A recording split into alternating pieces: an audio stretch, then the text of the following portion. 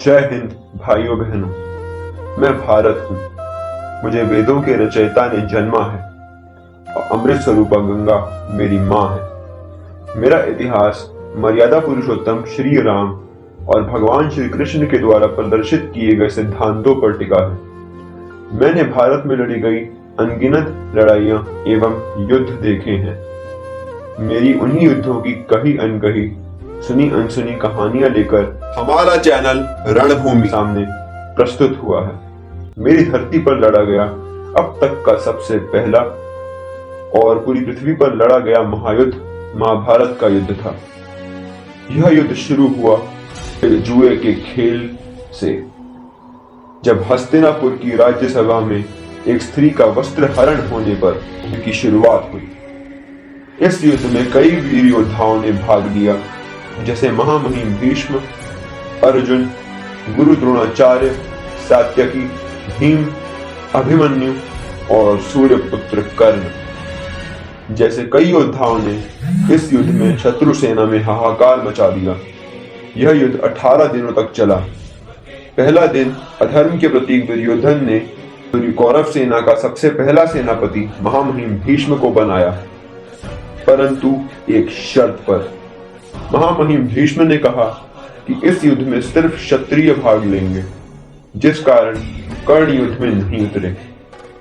और भगवान श्री कृष्ण, जिन्होंने इस युद्ध में शस्त्र न उठाने का प्रण लिया था, उन्होंने अर्जुन का साथी बनकर मेरे इतिहास को उचित दिशा दिखाई। पांडवों ने सबसे पहला सेनापति ज्येष्ठ भ्राता युधिष्ठिर को बनाया।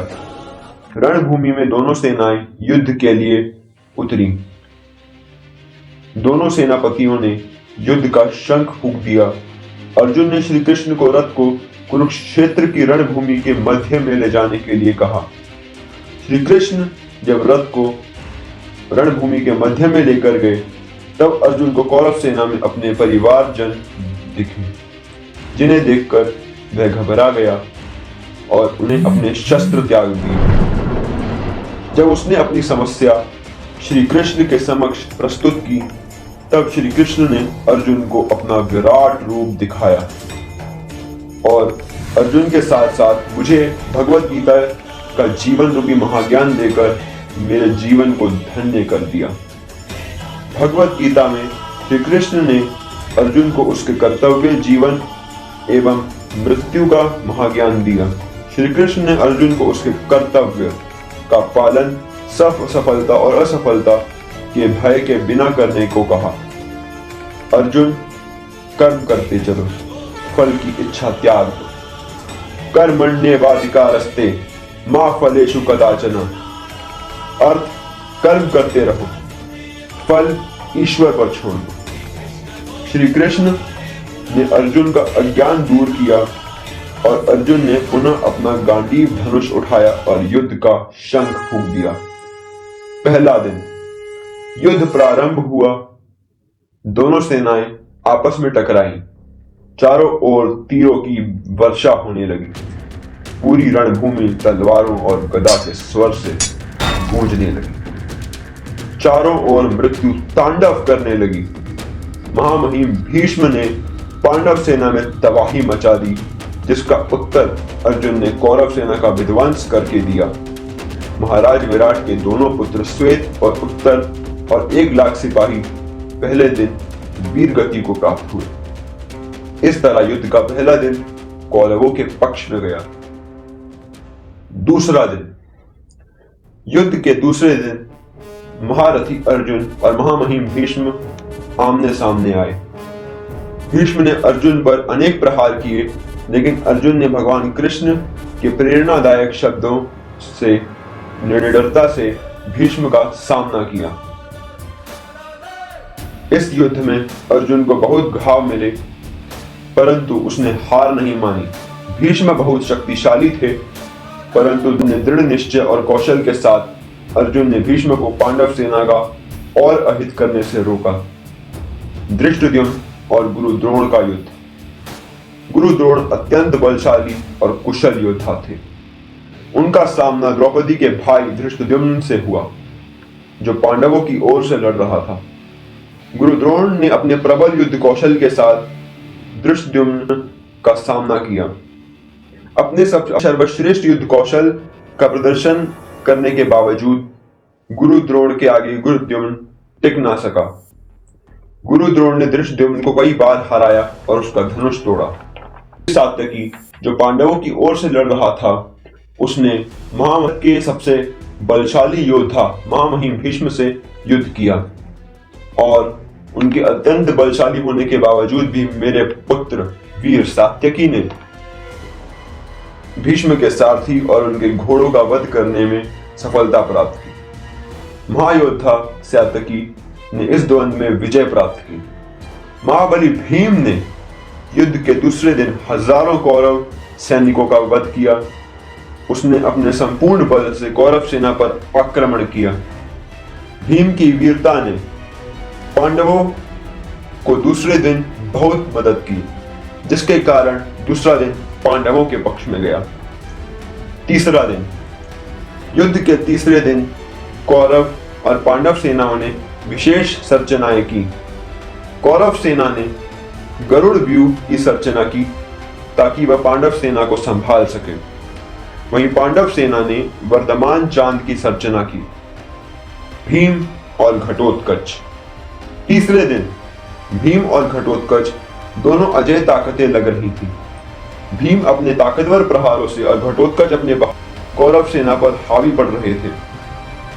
उन दोनों ने के पराक्रम को देखकर पांडव सेना उनसे प्रेरित होने लगी। भीम और घटोत्कच की वीरता ने पांडव सेना का मनोबल ऊंचा कर दिया। कृष्ण और अर्जुन। भीम और घटोत्कच को देखकर भीष्म ने पांडव सेना को ध्वस्त करने का भार अपने ऊपर लिया और पांडव सेना में बवाल मचाया। भीष्म के हमलों को देखकर श्री कृष्ण ने अर्जुन को भीष्म का सामना करने के लिए कहा ताकि पांडव सेना की रक्षा हो सके। परंतु अपने परदादा महामहिम भीष्म के प्रति आदर और सम्मान के कारण अर्जुन के मन में शंका उत्पन्न हो गई। अर्जुन की शंका को देखकर श्री कृष्ण ने शस्त्र उठाया और भीष्म से युद्ध करने के लिए चल पड़े। श्री कृष्ण को देखकर अर्जुन ने उनका आदेश तुरंत माना और श्री कृष्ण को यह विश्वास दिलाया कि वह संपूर्ण बल से युद्ध करेगा और कौरव सेना का विध्वंस करेगा। अर्जुन ने प्राचय, सायवीर, खुद्राकर और मलव राज्यों के योद्धाओं को हराया और उनका वध किया। तीसरे दिन एक बार फिर से पांडव सेना विजयी रही। चौथा दिन भीम। चौथे दिन एक बार फिर महाबली भीम ने कौरव सेना में अपने बल से भगदड़ मचा दी।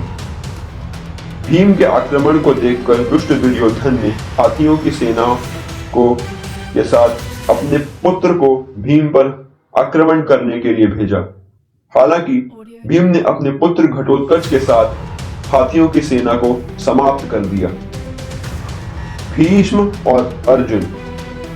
कौरव सैनिकों ने अर्जुन को रोकने के लिए उस पर अनेक तीर छोड़े, परंतु महावीर धनुर्धर अर्जुन ने सारे बाण काट दिए और युद्ध भूमि पर श्रेष्ठता साबित की। इस दिन भीष्म को भीम और अर्जुन से कड़ी चुनौती मिली।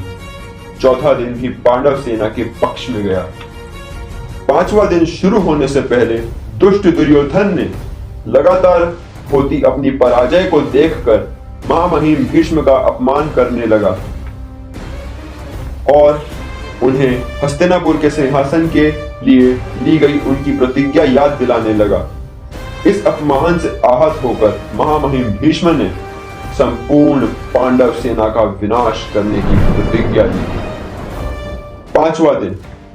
इस दिन वीर सात्यकी ने गुरु द्रोणाचार्य को पांडव सेना की हानि करने से रोका, परंतु इस दिन भीष्म क्रोध से भरे हुए थे। उन्होंने सात्यकी को कुरुक्षेत्र की रणभूमि से लगभग बाहर धकेल दिया।